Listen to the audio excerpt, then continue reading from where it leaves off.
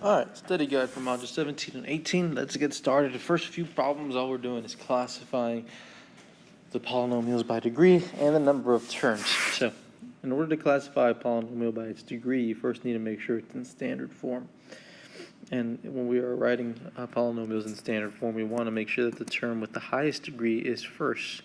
And then we would just go lower and lower after that first term. All right. Well, with the first 6 problems, all of the polynomials are in standard form, so we just need to worry about naming them. For degree, you just need to take a look at that first term and count or figure out what the exponent is, which is 3. So that's going to be a third degree polynomial. And there are 4 terms, so if there are 4 terms, we would just say it's a polynomial.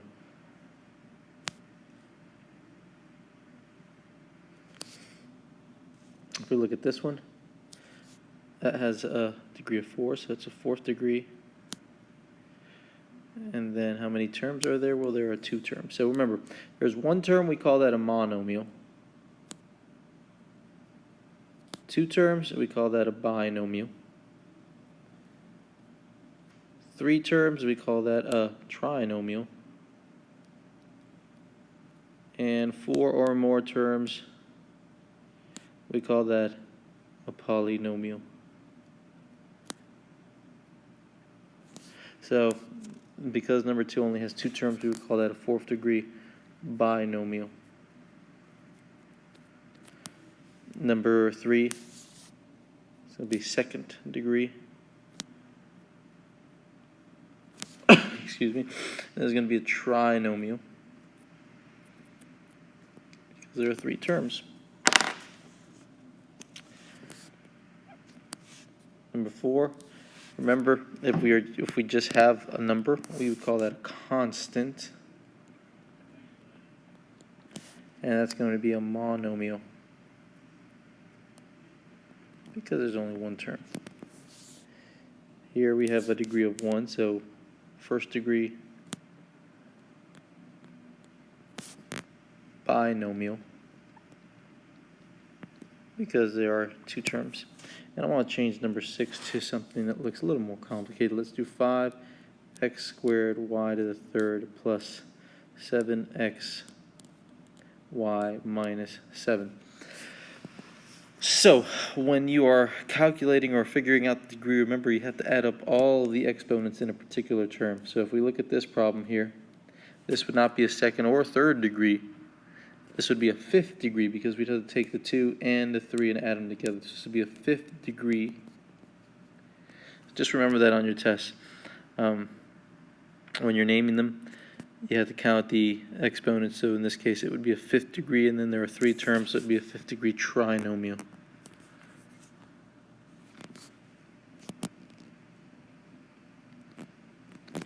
All right, let's move on to adding and subtracting.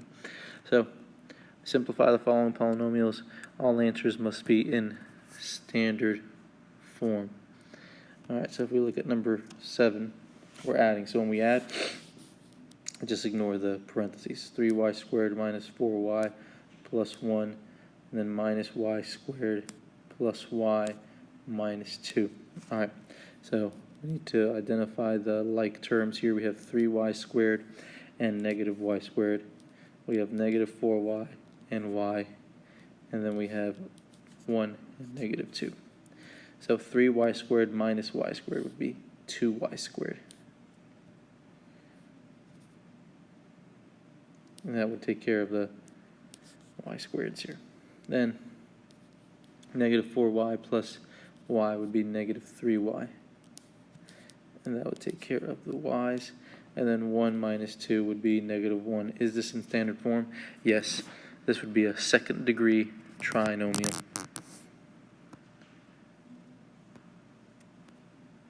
Alright, so when we're subtracting, we need to change everything on the second polynomial to its opposite. So this would be 2m squared minus 8m plus 2. Let me get rid of this. There we go. And now everything in that second polynomial would be opposite because we're distributing that negative. So instead of negative 3m squared, it would be positive 3m squared. Instead of positive 5m, it would be negative 5m. And instead of negative 7, it would be positive 7. And then, just like in the other problem, we combine like terms. We have the m squareds here. We have the m's. Then we have the constants. So 2m squared plus 3m squared would be 5m squared. Then negative 8m plus 3m would be negative 5m. And then 2 plus 7 would be 9. Is this in standard form? Absolutely. And this would be a second degree trinomial. Number 9.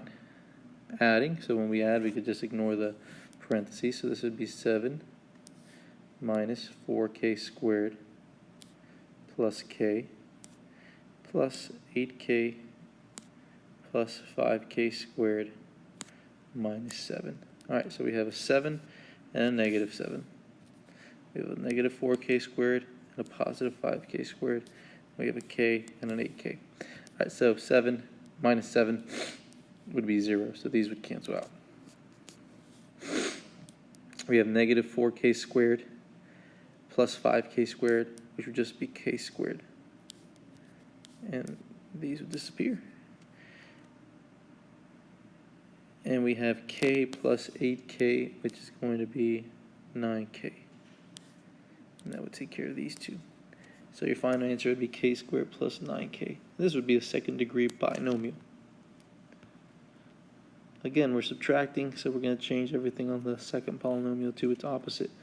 So this is going to be 6x squared minus 5x, and it's like we're distributing the negative. So instead of positive 4x squared, it would be negative 4x squared. Instead of negative 3x, it would be positive 3x. Instead of positive 4, it would be negative 4. And then, just like we did before, we combine these, and then this one would be nothing for that one to combine with.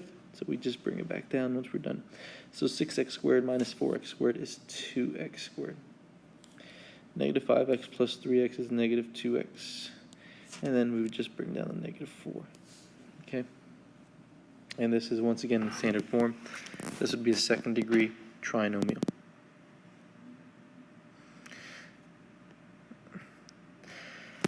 Now, when we start getting into multiplication, you need to recall the product rule. So, in case you forgot, the product rule for multiplying two variables, x to the a power times x to the b power. So if we're multiplying two variables that have the same base, we could use the product rule, which would just mean that we would add the exponents. That would equal x to the a plus b. And that's the product rule. That's how we would use the product rule. So, number 11, multiplying x to the 9th power times x to the 5th power. Same base, so all you would do is add the exponents. 9 plus 5. 9 plus 5 is 14. So, number 11 would just simply be x to the 14th power.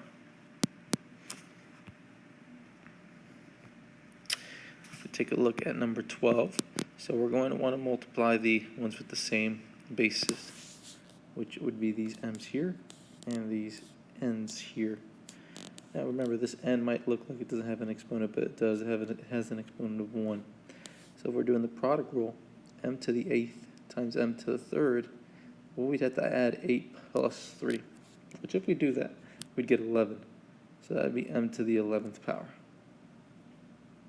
Now with n to the 1st times n to the 5th is going to be n to the 6th. That would be our final answer. M to the 11th times n to the 6th. We'll not be able to do anything else with that. Number 13. Now if we have coefficients on our monomials, what we would need to do first is multiply them like you would multiply any integer. So just multiply them like you would with any integer. So negative 5 times negative 6 is positive 30. And then you can go on to the variables. So we have p to the 8th, and let me do it with a different color, p to the 8th and p squared. So product rule would mean that we'd have to add 8 plus 2. So again, negative 5 times negative 6 is positive 30. Then it's p, and then 8 plus 2 is 10. So it'd be raised to the 10th power. Now 14. We have this fraction here, negative 4/3, but that's still a number, right?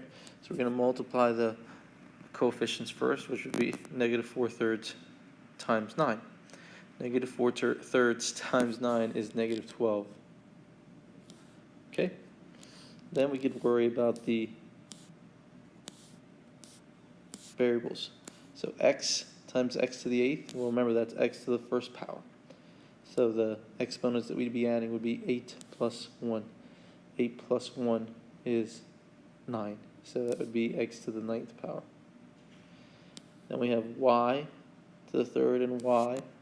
Remember that's y to the first. So we'd be adding 3 plus 1.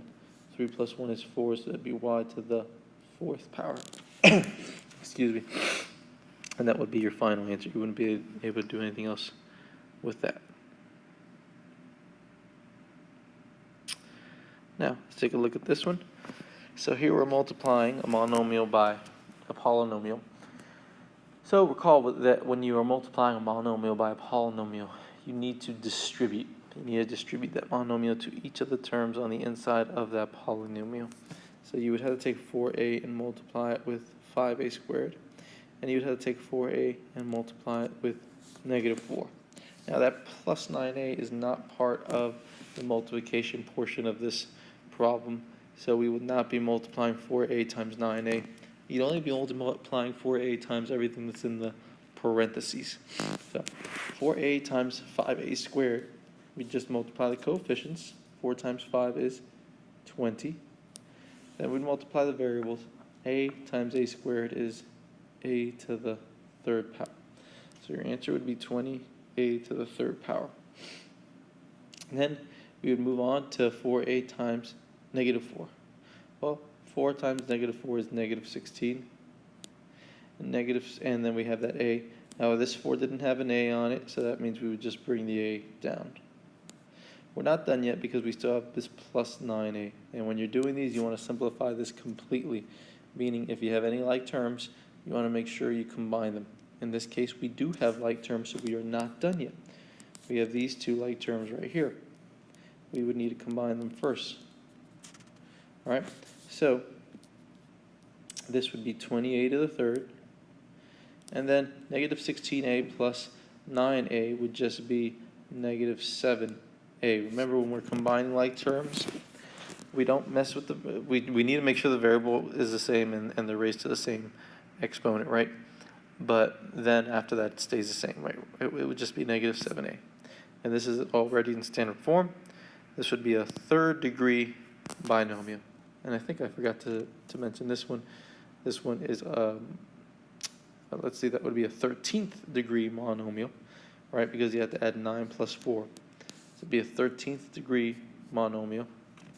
This one would be a 10th degree monomial. This one would be a 17th degree monomial. This one would be a 14th degree monomial. I think I forgot to mention those. All right, and let's move on to the last problem, which is number 16. So for number 16, you have to distribute here, but you also have to distribute here, and then combine any like terms. So we have 4n times 3n squared. Those are the first two that I'm doing, 4n times 3n squared. Well, multiply coefficients, so 4 times 3 is 12. Then n times n squared, remember that's an n to the 1st power, right? So it would be n to the 3rd power. Then we move on to 4n times n. Well, 4n times n would just simply be 4n, and then that's 1 plus 1, so it'd be n squared, right? Because both of these have a 1 here. And then we have 4n times negative 4, which 4 times negative 4 is negative 16. We have nothing to multiply with that n, so the n will just come down. Moving on to the next product, we need to multiply negative n times 3. Well, negative n times 3 would just be negative 3n. All right. And then we'd need to multiply negative n times negative n. Well, negative times a negative is a positive. And then remember, these are n to the first power, so it would be 1 plus 1, which would be n squared. Not done yet, because we need to combine any like terms that we might have, which we have a couple. We have these, we have these. We do that with a different color. Let's do green. So let's combine like terms. So this would remain the same, right? 12n to the third. But then we have 4n squared plus n squared, which would be plus 5n squared. Remember, when you're combining like terms, the variables and the exponents stay exactly the same. The only thing that changes is the coefficient. Then we have negative 16n minus 3n, which would be negative 19n. And this would be in standard form already. This would be a third degree trinomial. And I believe that's the entire study guide. So you are going to have a few problems where you would have to name them, so make sure you study that tonight. Also, you're going to have a few problems where you would have to just change them to standard form. I didn't include any like that on this worksheet, but make sure you know how to change polynomials to standard form. Okay? And then adding and subtracting, multiplying, all of that's going to be on your tests tomorrow, so make sure you study or come to tutoring if you need extra help. And that's it. That's our study guide. Hopefully this helped out. See you tomorrow.